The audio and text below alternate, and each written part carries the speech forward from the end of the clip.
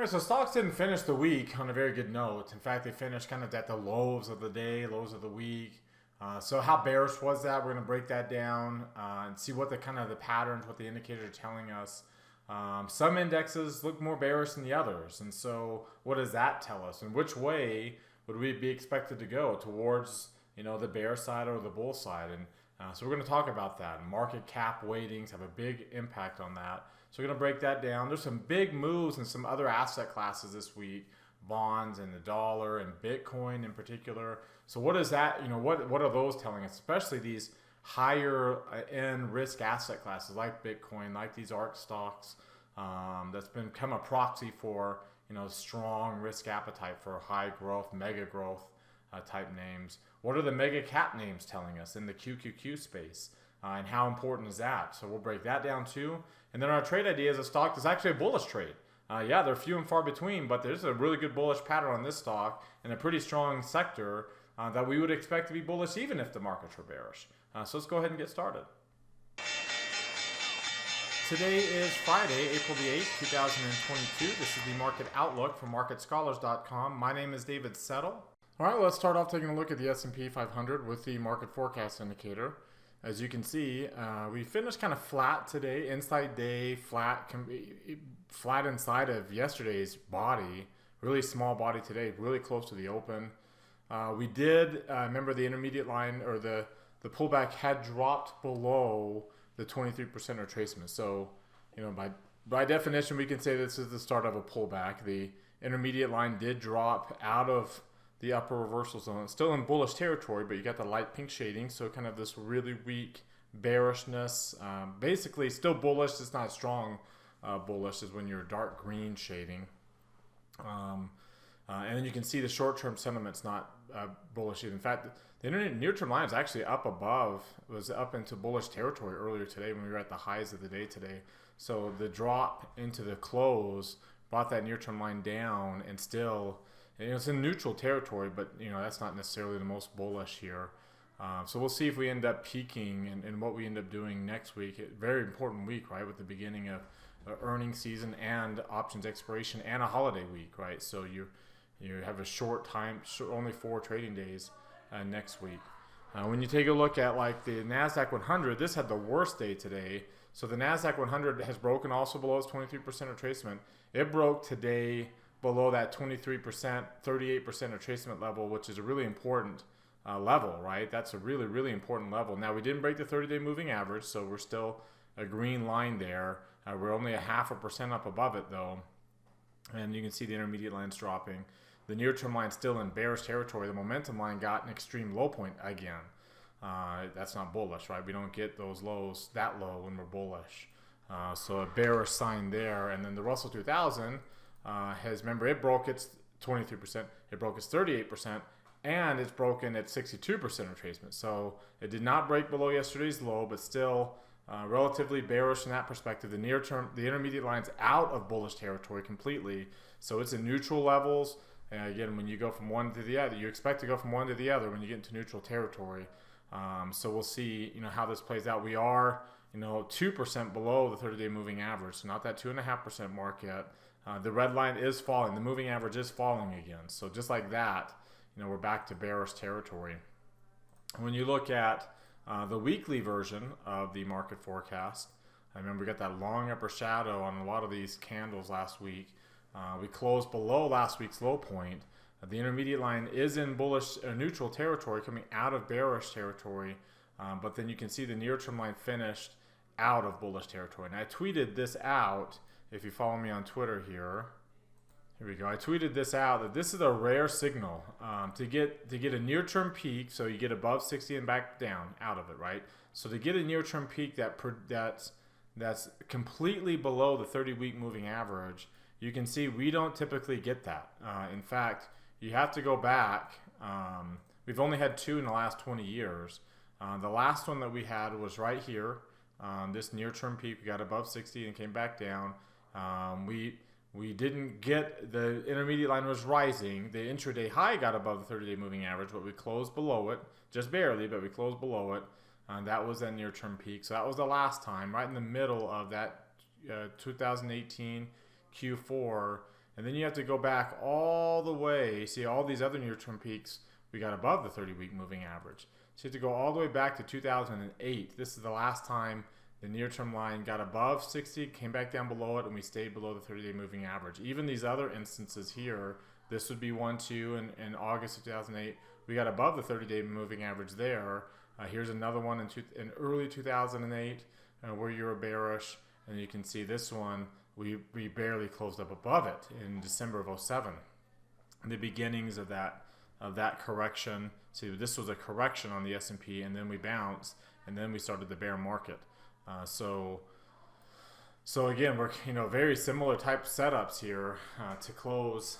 This is the S&P, but if you go back to the Nasdaq, see the S&P did get above that 30-week moving average, but the Nasdaq did not. So very, very rare pattern for that for this to occur, and it's a pretty bearish close. I mean, we closed well below last week's low point on the Nasdaq 100, and for that matter, closed below where we opened 2 weeks ago. And then you look at the Russell 2000 on the same weekly chart, and you say, okay, let's just go to a 5-year. Same thing, really bearish closing below all these Fibonacci retracement levels, and the near-term line dropping, and the momentum line dropping back down. So needless to say, I mean, the market forecast is pretty bearish for all these indexes. The only one really that it's not as bearish is the S&P 500 because it's still above that 38% retracement, and it's really these blue chip companies. The Dow actually went up today. So when you look at this, little rally that we've had here, this little intermediate rally that we've had, and let me get this green there and green here. So you can see, I mean, that's how close we are to getting back above the 23% retracement. In fact, we were easily above it at the highs of the day today. So again, it kind of shows you just how bullish these blue chips are, and just how not bullish these large cap tech names are. And these are the ones that matter, because these are the ones that drive the market.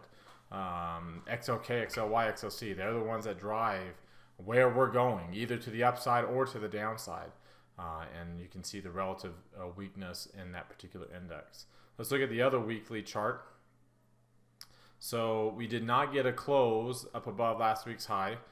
Pretty bearish candle, a transition candle. The PPO still rising, no red arrow, so we're not that bearish. On the Nasdaq, we did get a red arrow, so we are back below the 10-week moving average, which is already below the 40. It's not on the S&P.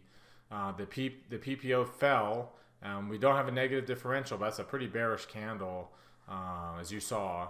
So you can see how things are kind of changing for the Nasdaq, and then the Russell already does have that. So the Russell does have the negative differential, Hakineyashi differential. It does have the falling PPO and the red arrow. So the Russell is kind of a week ahead of the S&P, and the Nasdaq's kind of in the middle of that. So you can see the kind of the bearishness on these charts. When you look at the 3 green arrow charts, they've been so green, right?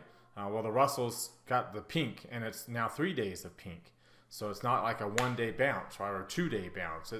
We're now 3 days into the pink here, and we're not pink anywhere else yet. So we're not below the moving average, or the closest on the Qs out of all of them. When you look at the 2-line versions of these charts, the S&P is right at that 200-day moving average, and for that matter, also right at the 17-day. So it's kind of flirting with starting this bearish divergence, where you're below the MACD's below its moving average, and we're below the in this case the 17-day, the longest term of that MACD. The Qs are easily forming that divergence pattern. So this is what we're talking about here. So MACD's below its moving average, and we are easily below 17-day and flirting with getting back below the 30 and the 50 too. And then the MACD getting negative would be the kind of like the last straw there. The IWM, we are below the 30 and the 50. We are easily below the 17, and the MACD is negative. So, and see, we are back below that 23% retracement of the intermediate decline, market sentiment decline, excuse me. So we are back on the move to the downside. So it kind of goes to show how relatively bearish we are. And I think the IWM, I think the rest of the markets are kind of following the lead. You can see the NASDAQ is catching up, and then you would expect that the S&P will follow wherever the NASDAQ basically tells it to go. When you look at the directional movement index, we have been so bullish, right? Above 30, below 20 on this crossover. Well, now they're both below 25. So we're no direction at all right now on SPY. The Qs have a little bit of a direction because we are above 25 on the negative. We're just not below 20 yet on the positive. And then IWM, we are easily above 25. We are below 20. We're not quite above 30 to where that ADX can really take off, but you can see we're working our way there. So again, you see how the Russell is kind of showing us what we're headed towards. Like here's the Russell. Again, we got below minus 200. We're easily below 50. We're working our way towards bearish territory. When you look at SPX, you can see we are dropping and potentially dropping into the bearish half of the chart, but not really bearish levels yet. And then finally on the NASDAQ 100, you can see that we are below 50 and we are below minus 100. So it's really kind of interesting to see how the Russell is the worst, the S&P is the best, and the NASDAQ's in the middle. But the NASDAQ is the one that matters because that's where the market cap is, and that's what the main drivers are, the main sectors. And it appears that it's leaning more towards what the Russell's doing instead of more towards what the S&P 500 is doing. In fact, you can see that. Well, we'll see that later in the charts when you see how they're performing here this week. Let's take a look at the Ichimoku cloud really quick. So here's the Ichimoku cloud. We'll start off with the weakest, right? IWM, almost back below its cloud. Still got some support here, so very important week. No trend, right? So we're still very noisy. There's still no trend here. We're very sideways. The Russell does that. Remember, we were so sideways over here for so long. Here's the weekly version of that. We are not sideways. Like, we are not noisy here. Like, we were so noisy. We were so bullish, and then we went noisy on the weekly chart. We are still above 65, and we are below -2. So we are still in a bearish intermediate strength trend on the weekly. That's not the case on the Qs, and that's not the case on SPY. So IWM is still pretty bearish, and it's well in that cloud. And you can see the Qs trying to get back. You know, it tried to get out of the cloud to the upside and didn't work. Back to the daily chart, you can see it had a bullish trend. That's gone, right?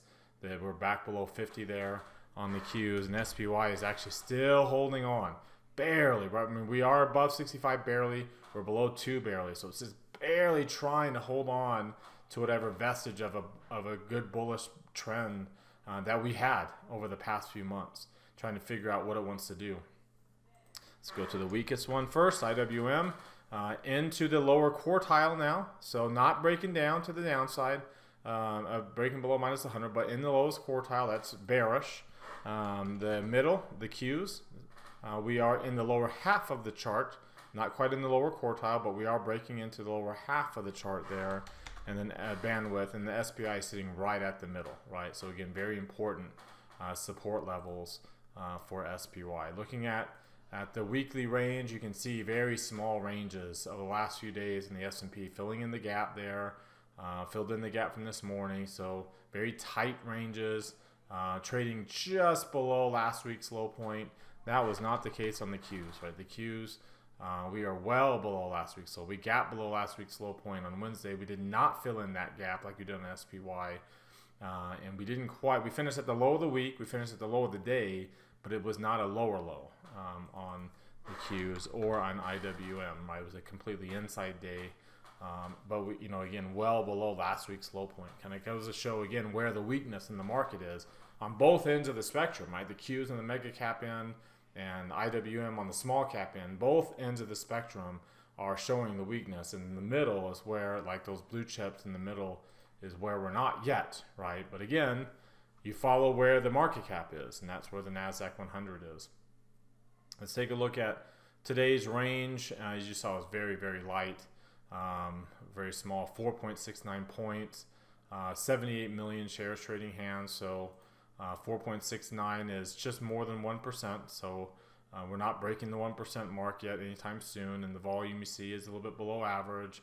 And then look at the volatility index finishing right there. I mean, we were below 85%. Really kind of early on this morning. Looked like we are going to really kind of break back down towards 80, because that's what we do on Fridays. We finish at the lows of the week. But we rallied into the close today. Stayed above 20. and stayed just a smidgen below that 85% mark, where it's an important support level for the volatility index. And we've looked at this one too, the MACD. Whoops, not this one, sorry. We looked at the MACD here for the VIX, and you can see we were not able to get above the 17-day moving average. Lots of long upper shadows. Not able to really kind of hold that 17-day break. The MACD is above its moving average. The histogram is rising. It hasn't rolled over yet, so we're going to see. See, last time we had this really low back in November, and even over here in January, we got up above the 17, kind of held the 50, and made a leg lower to the downside, and then we went up and saw the same thing here. We did hold the 17-day, made a new leg lower, and then we rallied and we had another leg lower there after hitting the 50. So you wonder if we're in this leg lower right now for another day or two maybe, before my expectation is that we continue higher, especially after. We might have a little bit of a leg lower for the whole week next week, but I expect either right before Thursday or after expiration's over. That's when we really get the rise in volatility up towards these higher levels and back above these moving averages. So what do you think? Do you agree with that assessment? Do you disagree with that technical analysis? Let me know in the comment section below, especially if you disagree. What charts or indicators are you looking at that suggest why you're either a lot more bullish than I am or a lot more bearish than I am? Post those in the comment section down below. All right, before we look at some other charts, I invite you to subscribe to our YouTube channel. Mouse over this icon here in the bottom right corner of your screen. Hit the red subscribe button that pops out. There's also one down below the video if you're watching us on YouTube. That notifies you when our videos are posted. Also, while you're down there, hit that thumbs up icon. That tells us two things. One, you liked the video today, and it tells us, two, that you want us to do another video again on Monday. It's a quick way to give us feedback and let us know you like our stuff and you want us to keep doing it. Of course, if you don't have to click on anything. Also, while you're down there, comment. What did you get out of the videos today? What stood out to you? What questions or comments do you have? Post those in the comment section. Join our website at marketscholars.com. There's a link popping out up there in the top right corner of your screen. Click on that link to subscribe to our site for free. Follow me on Twitter for more content between the videos from day to day. There's my handle at DavidSettle42. And join our Market Outlook Facebook group that we've created. All right, if you're watching us here on our blog, check out some of these other things over here on the right. Click on this icon. It takes you to this page. Every Monday, Wednesday, and Friday, I do a Market Outlook. I do a live video at 3:30 Eastern Time. It's only about 10-15 minutes. I take a look at all the trades that we've done in prior Market Outlook videos to see whether we should stay in them or not. And then we also put on today's trade idea already before the weekend, before the market closed. We did that here. You can see today's video here. You can see the archives from prior videos over there. You can also get to that by clicking on Market Outlook Live Trade Review in our main menu. If you come down here, you can see our upcoming classes. Click on View More to see our full calendar. We got a full calendar of classes every week, and all of our recordings are posted as well, so you can see them for the past 4 years. Come down to the bottom, click on that heart. It opens up this tab. Hit that like button. Same thing over here with the Facebook. Click that thumbs up icon. Takes you to this tab. Hit that like button there. Again, the more you do that, it really helps us out, because the more engagements our posts have, the more these platforms will show our stuff to our followers, right? So that's why we always ask. It also benefits you because Twitter and Facebook promote content in your timelines from the accounts that you engage with the most. We try to make it really easy for you to engage with us right here while you're watching. All right, now let's take a look at what's driving the price action today. And you can see some of the bigger movers over the past few months have been commodities, of course, up 25%. Gold's up 8%. The dollar's up 4%. Everything else is down, including long-term bonds, down 12% over the past 3 months when you're looking at this rolling 3-month window that this chart is set at. If you just look at today alone, we'll look at this week afterwards, but today alone, again, you kind of see the same trade: commodities, gold, real estate, very inflationary trade. Emerging markets are up. Developed markets finished positive. Not the same case for U.S. equities. The Qs are down 1.42%. Bond yield still rallying. In fact, when you take a look at the whole week now, and then you can see here that commodities, bonds, and the gold and the dollar were your biggest winners, and bonds were the biggest losers, and that put pressure on U.S. equities on both ends of the spectrum. The Qs at down 3.5%, IWM down 4.5% this week. SPX only up down 1% because, again, your blue chips kind of holding up their strength. When you look at the same thing from a sector perspective, Oops. Take a look at this in just a second. Let's look at the sector comparison first. And then again, looking just at the last week, you can see how energy is just killing it right now. But the last week, you have energy and healthcare, staples, utility. I mean, this is a safety trade. Barring utilities or energy, of course, is mostly a value trade because it's still, I mean, as great as this year's returns have been. The losses going into that was just so weak. And then you can see that, look at XLK, XLY, just struggling the most this week, down 3%. So your safety trade is what kept the S&P up, only down 1% this week. And so that's not necessarily your best leadership. I mean, those are good returns, 2%, 3%, 3.5% for healthcare on a week where the S&P was down 1% and the others were down even more. But it goes to show just, again, why we were so bullish, and it was a safety trade. So not necessarily the most bullish of signs. When you take a look, now let's take a look at that 12 grid. You can see the broader market itself has got light pink shading and a green line. And you can see XLK, XLY, XLC kind of looking very similar. XLF, XLI, bearish. But look at the cluster on energy, the cluster we got last week on healthcare. Staples is strongly bullish. Utilities is strongly bullish. Real estate is strongly bullish. This is not a risk on pattern to see such dark green shading and green line strength on all these safe haven areas. They're really taking off, and you see the opposite in the other and most of these other risk on asset classes. Let's take a look at some of these charts, especially again, we saw the weakness in TLT today. It's really breaking down. Again, we're down 1%, which is very, very low PPO for this year. We were down lower previously. Stochastic's down a much lower low.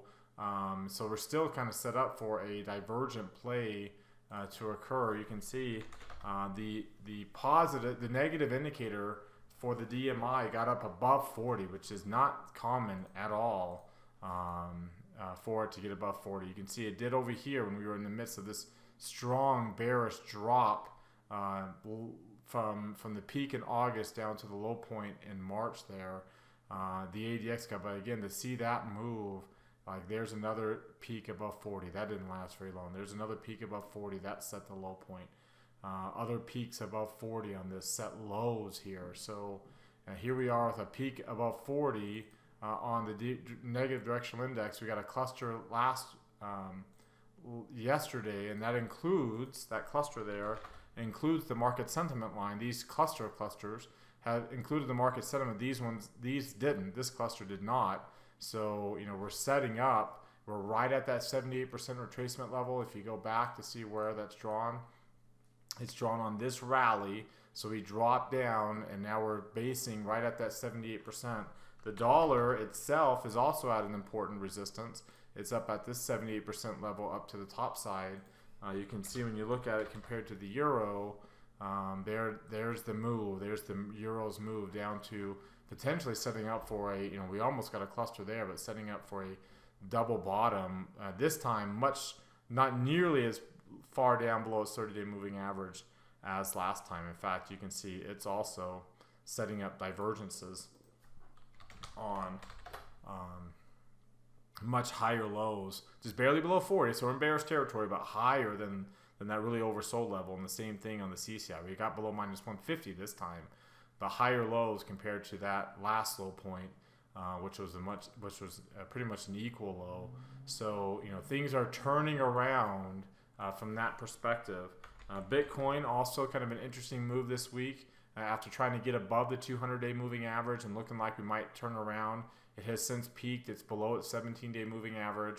It's back to the 30. It's in this bearish divergence mode. It really needs to hold support here and bounce back up and be done with this. Otherwise, you're looking at a new leg lower to the downside with the intermediate line getting back into bearish territory. So as of right now, this is actually a pretty decent buying opportunity for Bitcoin, and you would expect this to be risk appetite,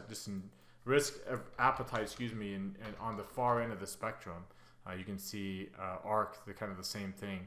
The difference with ARK is we got an intermediate peak, but not above 80, and it's almost back below 60. And you look at this, and I associate, this is a similar end of the spectrum, the risk spectrum, as what Bitcoin would be on. Here we are back below the 30-day. We are in this negative MACD divergence. We are dropping back below this point of control and potentially dropping below that 78% retracement, which would make, this is a long-term move. This long-term kind of, I need to edit this. This would be more kind of a black. It's just this long-term post-COVID rally. That's support. We tried to break it, it didn't hold, and now we're getting potentially a new leg lower. So you really, really need to hold here on this risk assets. Next week we need to bounce. If we don't bounce next week on these risk assets, then and with the safety trades like the dollar and bonds showing signs of reversal, and gold for that matter. If you take a look at gold again, we didn't look at that one. If you look at gold here, you can see it's looking like it's bouncing back up, and MACD is above its moving average.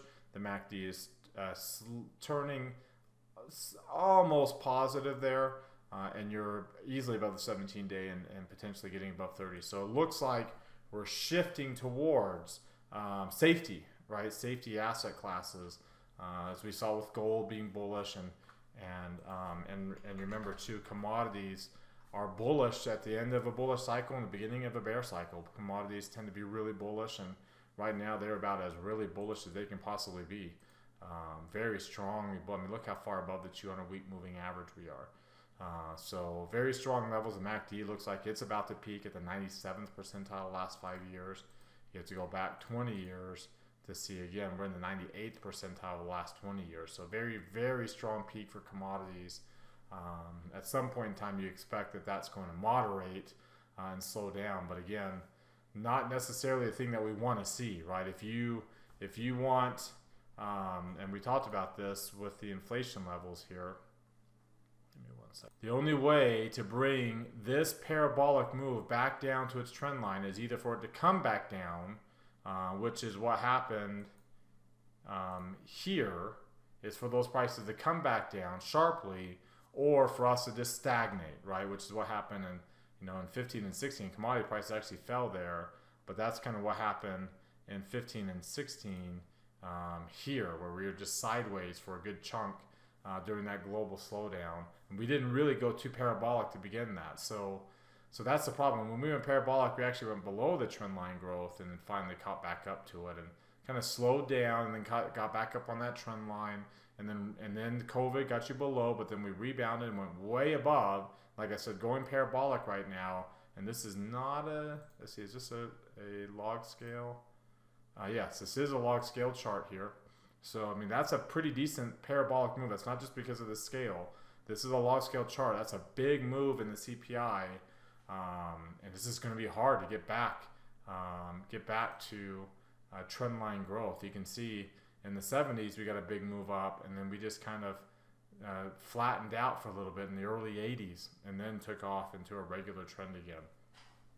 I think that's kind of the situation, but we saw what happened in the late 70s, early 80s, what happened with the economy and the broader market. That's, either one of those situations is not necessarily the best situation for us going forward from here. And like I said, a big drop in commodity prices would not be considered necessarily strongly bullish either. As you saw from mid 2014 to the beginning of 2016, if you want to see what happened when we had another big commodity drop there, if we were going to get a commodity drop right now, right? If the last time we got that big commodity drop, to kind of give you an idea here, so let's go like June 15th of 2014 to like January 15th of 2016. So kind of roughly in that area. The commodities were down 50%, over 50%. You can see IWM was down, the markets were down, the Qs held up pretty well, but they started to come down at the beginning of 2016. So like the markets didn't do too hot, and a lot of volatility, and we had some, the dollar was strongly bullish and bonds were bullish, and the Qs, we had a safety trade going on. The only difference is gold didn't finish up here because the dollar was strong. The dollar is already strong, so you wouldn't expect the dollar to stay up there. you'd actually expect it down here, which would actually help these international stocks outperform U.S. equities since they're so much more beaten up right now than U.S. equities. And it would also push gold up here with potentially long-term bonds coming off of as strong a low point as they are forming right now. All right, for our trade idea of the day, I wanted to take a look at a stock that's on bullish. That gives us some positive. We've been so negative in our deltas lately. This gives something that gives us some positive deltas. And you can see Gilead Sciences is looking really good right now. It's got a good little intermediate trend starting. The intermediate line's up above 60. You've got the dark green shading in the green line. You got some good, strong momentum from a long-term perspective. Its weekly chart looks bullish. Got a bullish candle finally. We closed above last week's high. Green arrow, rising PPO, positive differential. Very good signs from that perspective. We broke strongly above the 50-day moving average today. That's another good breakout. We had been filling in the gap between the 30 and the 50. Now there's a good opportunity to fill in the gap between the 50 and the 200 with very little volume in between. So good opportunities there too. When you look at some of the other oscillators, the RSI and the CCI, good bullish breakout patterns here above 200, above 60 on the RSI. Looking at the DMI, you got a breakout pattern there too, above 25, which is not quite above 30 yet, but being above 25 is so significant for that positive because we were so bearish. And then back below 20, which is significant for the negative indicator because we were so bullish on that one, had been so high. So very strong move there. Ichimoku cloud, we're still not in the cloud. We're still flirting with the bottom end of the cloud. And once you get through it, there's going to be a big gap to trade in between. And when you're up in the cloud, but you have a intermediate strength trend developing above 2, above 65 on the trend strength indicators. And then from the Bollinger Band perspective, we barely finished the day. We were better earlier in the day, but we barely finished above 100. So that's a break. Again, breaking out above that when you have the Keltner, the Bollinger Band's inside the Keltner channel. So you're getting a little bit of a breakout. We were also above the Keltner channel earlier today too. You're getting some pretty good opportunities here for what may be the beginnings of a bullish move to the upside. So what we did on this is we did a bull call spread. We bought a call spread, buying the at the money option in May and selling one strike away in May here. So that gives us a bullish opportunity. Putting about half our normal risk because it's a directional play, but getting a pretty decent reward to the upside if it doesn't work out. So we can keep our risk small if it does turn around, but if it does keep going up, again, that's probably about double what our normal reward is on our kind of short vertical spreads. So for half the risk that we take for our short vertical spread. So you can kind of see, again, if you look at that perspective, we're getting about 4 times the reward as normal, right? Because we're getting twice the reward for half the risk as what you do for the alternative spread trade. So a good opportunity to the upside if we break out. And again, if it doesn't, the other thing too is since it's at the money, if it doesn't go up, we've got some time to work with, right? Before the maximum gain gets outside of the 1 standard deviation range.